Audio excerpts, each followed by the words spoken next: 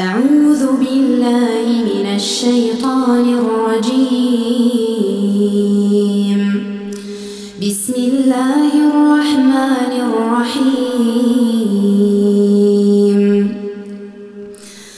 الحمد لله الذي أنزل على عبده الكتاب ولم يجعل له عوجا قيما لينذر بأسا شديدا من لدنه ويبشر المؤمنين الذين يعملون الصالحات أن لهم أجرا حسنا ماكثين فيه أبدا وينذر الذين قالوا اتخذ الله ولدا ما لهم به من علم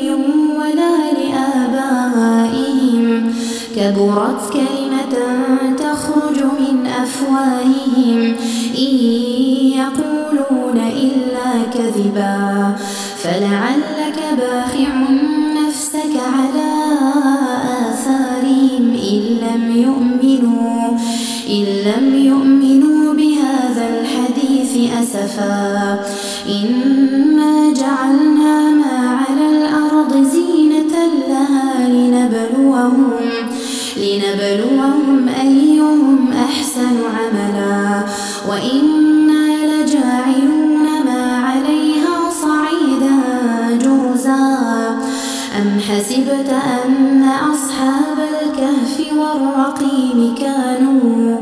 كانوا من آياتنا عجبا إذ أوى الفتية إلى الكهف فقالوا ربنا آتنا من لدنك رحمة وهيئ لنا من أمرنا رشدا فضربنا على آذانهم في الكهف سنين عددا ثم بعثناهم لنعلم أي الحزبين أحصى لما لبثوا أمدا نحن نقص عليك نبأهم بالحق إنهم فتية آمنوا بربهم وزدناهم هدى وربطنا على قلوبهم إذ قاموا فقالوا ربنا رب السماوات والأرض لن ندعو من دونه إلها لقد قلنا إذا شططا هؤلاء قوم اتخذوا من دونه آلهة لولا يأتون عليهم بسلطان بين فمن أظلم ممن افترى على الله كذبا وإذ اعتزلتموهم وما يعبدون إلا الله فأووا إلى الكهف ينشر لكم ربكم من رحمته ويهيئ لكم من أمركم مرفقا وترى الشمس إذا طلعت تزاور عن كهفهم ذات اليمين وإذا غربت تقرضهم ذات الشمال وهم في فجوة منه ذلك من آيات الله من يهد الله فهو المهتد ومن يضلل فلن تجد له وليا مرشدا وتحسبهم أيقاظا وهم رقود ونقلبهم ذات اليمين وذات الشمال وكلبهم باسط ذراعيه بالوصيد لو اطلعت عليهم لوليت منهم فرارا ولملئت منهم رعبا وكذلك بعثناهم ليتساءلوا بينهم قال قائل منهم كم لبثتم قالوا لبثنا يوما أو بعض يوم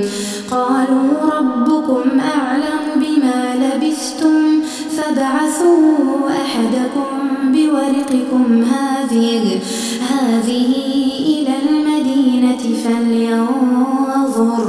فلينظر أيها أزكى طعاما فليأتكم برزق منه وليتلطف ولا يشعرن بكم أحدا إنهم إن يظهروا عليكم يرجموكم أو يعيدوكم في ملتهم ولن تفلحوا إذا أبدا وكذلك أعثرنا عليهم ليعلموا أن وعد الله حق وأن الساعة لا ريب فيها إذ يتنازعون بينهم أمرهم فقالوا بنوا عليهم بنيانا ربهم أعلم بهم قال الذين غلبوا على أمرهم لنتخذن عليهم مسجدا سيقولون ثلاثة رابعهم كلبهم ويقولون سبعة وثامنهم كلبهم سيقولون ثلاثة رابعهم كلبهم ويقولون خمسة سادسهم كلبهم رجما بالغيب ويقولون سبعة وثامنهم كلبهم قل ربي أعلم بعدتهم ما يعلمهم إلا قليل فلا تمار فيهم إلا مراء ظاهرا ولا تستفت فيهم منهم أحدا ولا تقولن لشيء إني فاعل ذلك غدا إلا أن يشاء الله واذكر ربك إذا نسيت وقل عسى أن يهديني ربي لأقرب من هذا رشدا ولبثوا في كهفهم 300 سنين وازدادوا 9 قل الله أعلم بما لبثوا له غيب السماوات والأرض أبصر به وأسمع ما لهم من دونه من ولي ولا يشرك في حكمه أحدا واتل ما أوحي إليك من كتاب ربك لا مبدل لكلماته ولن تجد من دونه ملتحدا واصبر نفسك مع الذين يدعون ربهم بالغداة والعشي يريدون وجهه ولا تعد عيناك عنهم تريد زينة الحياة الدنيا ولا تطع من أغفلنا قلبه عن ذكرنا واتبع هواه وكان أمره فرطا وقل الحق من ربكم فمن شاء فليؤمن ومن شاء فليكفر إنا أعتدنا للظالمين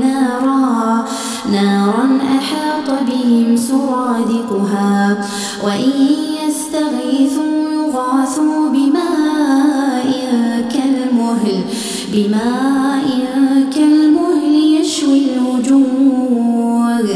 بئس الشراب وساءت مرتفقا مرتفقا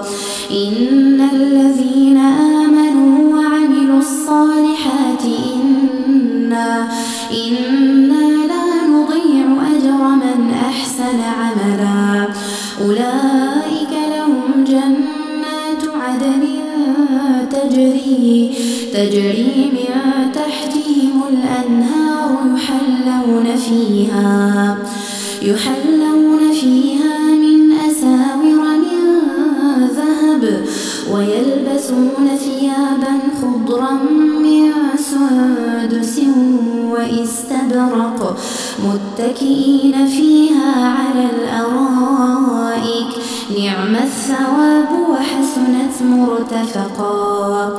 واضرب لهم مثلا الرجلين جعلنا لأحدهما جنتين من أعناب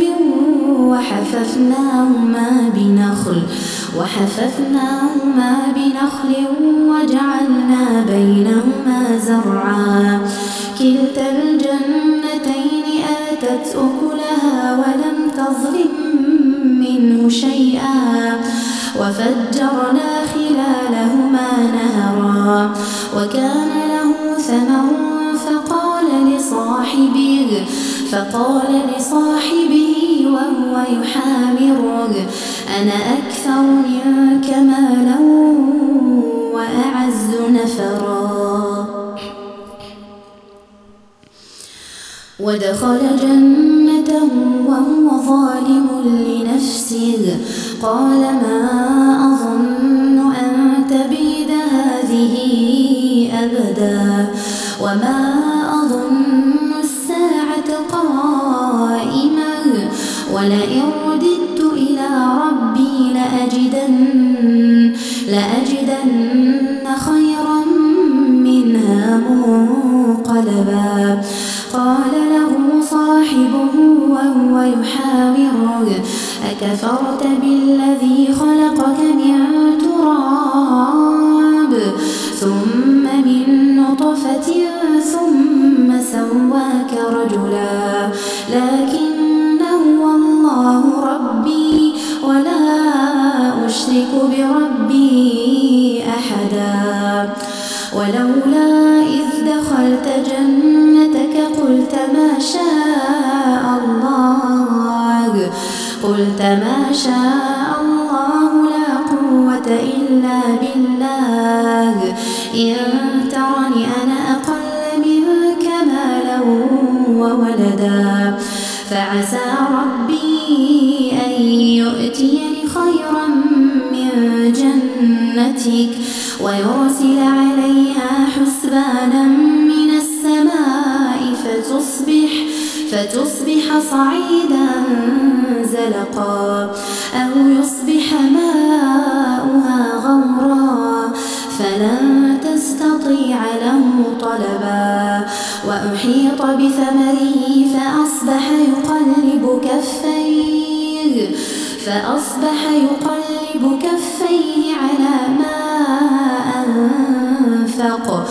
على ما أنفق فيها وهي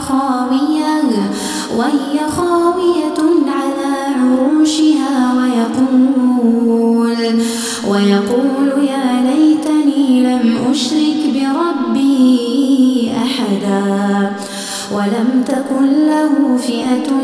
ينصرونه من دون الله وما كان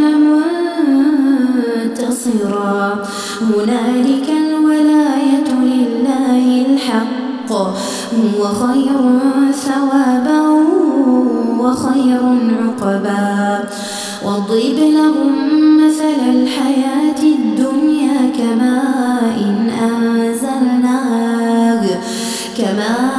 أنزلناه من السماء فاختلط به نبات الأرض فأصبح هشيما تذروه الرياح وكان الله على كل شيء مقتدرا المال والبنون زينة الحياة الدنيا والباقيات الصالحات خير عند ربك ثوابا وخير أملا. ويوم نسير الجبال وترى الأرض بارزة وحشرناهم فلم نغادر منهم أحدا وعرضوا على ربك صفا لقد جئتمونا كما خلقناكم أول مرة بل زعمتم أن لن نجعل لكم موعدا. ووضع الكتاب فترى المجرمين مشفقين مما فيه ويقولون يا ويلتنا ما لهذا الكتاب لا يغادر صغيرة ولا كبيرة إلا أحصاها ووجدوا ما عملوا حاضرا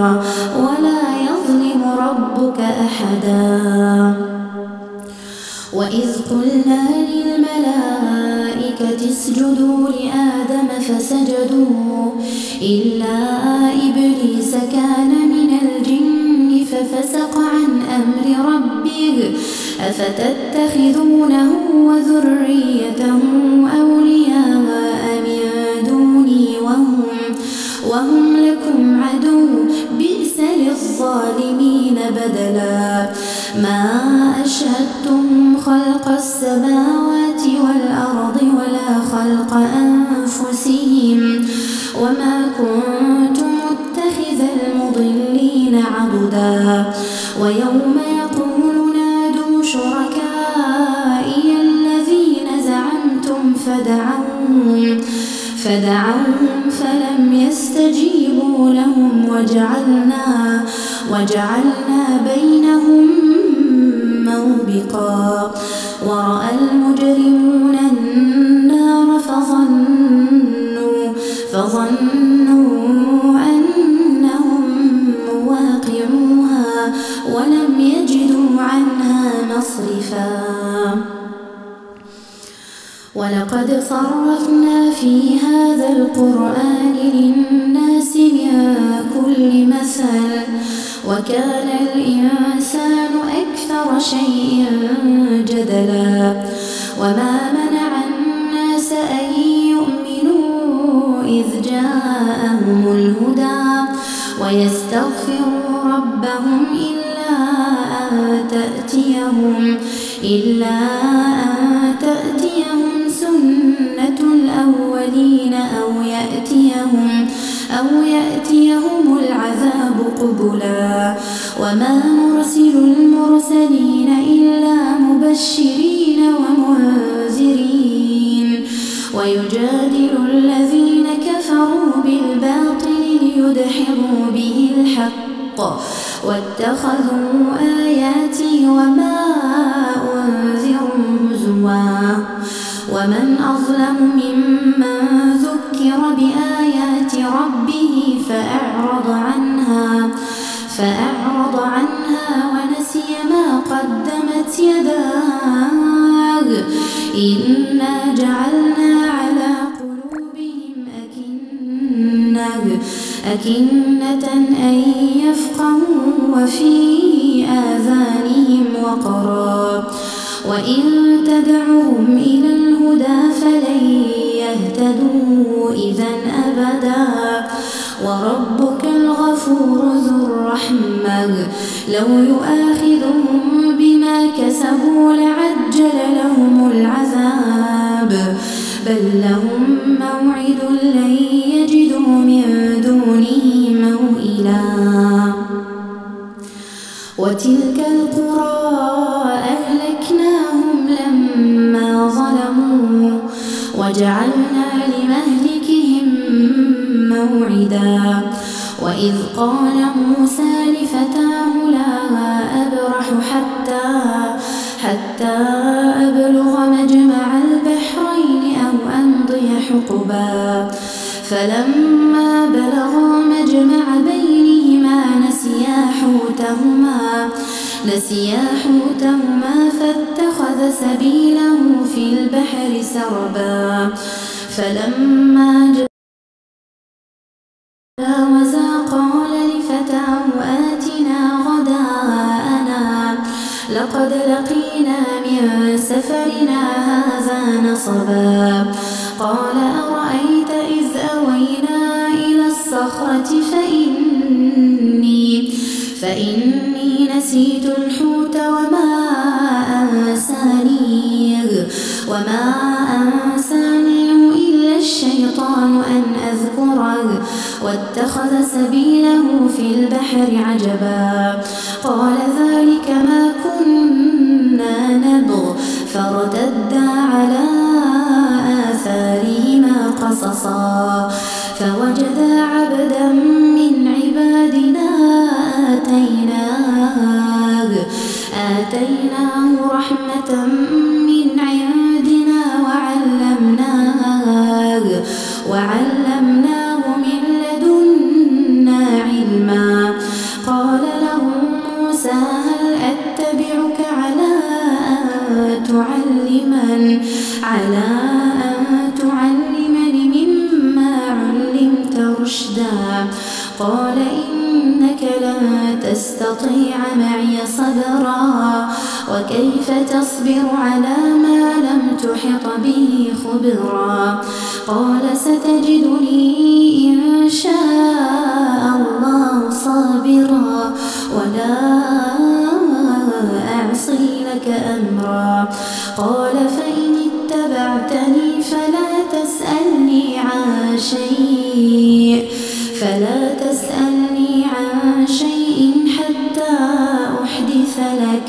حتى أحدث لك منه ذكرا فانطلقا حتى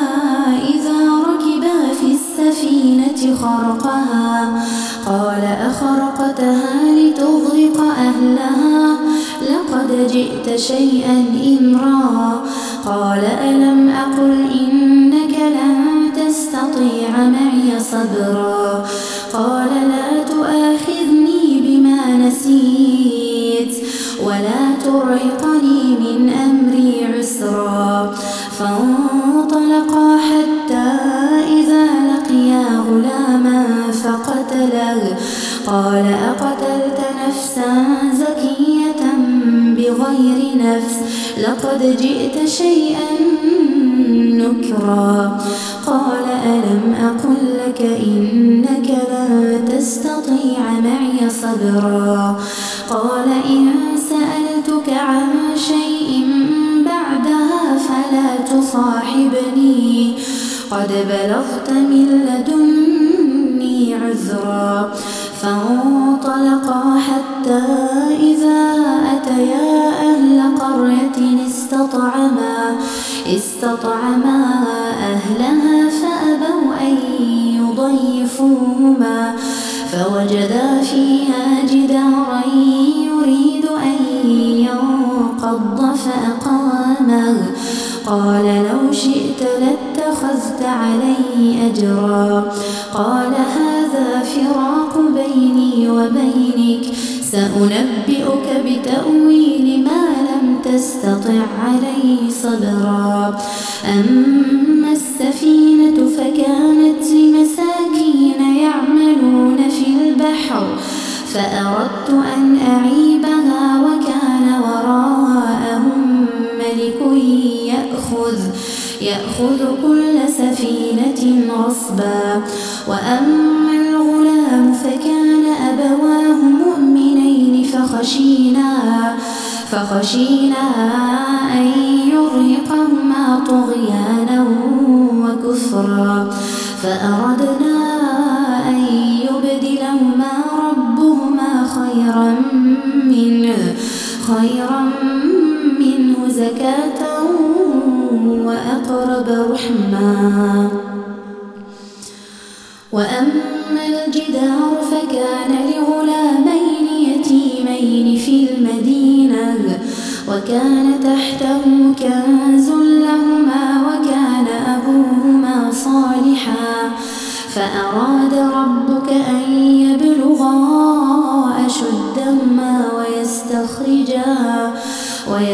ولتخرجا كنزهما رحمة من ربك وما فعلته عن أمري ذلك تأويل ما لم تسطع عليه صبرا ويسألونك عن ذي القرنين قل سأتلو عليكم منه ذكرا إنا مكنا له في الأرض وآتيناه من كل شيء سببا فأتبع سببا حتى إذا بلغ مغرب الشمس وجدها تغرب في عين حمئة ووجد عندها قوما قلنا يا ذا القرنين إما أن تعذب وإما أن تتخذ فيهم حسنا قال أما من ظلم فسوف نعذبه